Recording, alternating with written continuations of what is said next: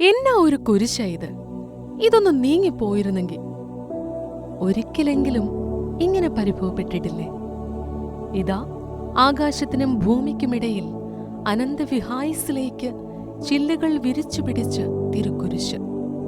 കൈപ്പേറിയ പാനപാത്രം നീക്കിക്കളയാതെ മട്ടുവരെ കുടിച്ചു തീർത്ത് താതഹിതം നിറവേറ്റിയ ക്രൂശിതൻ.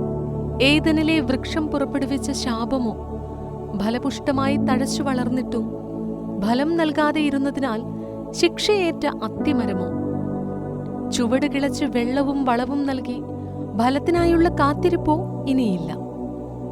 ഇവിടെ ഇതാ ജീവവൃക്ഷം രക്ഷയുടെ ഫലം ചൂടി ചെയ്തോ മോഹനമായി.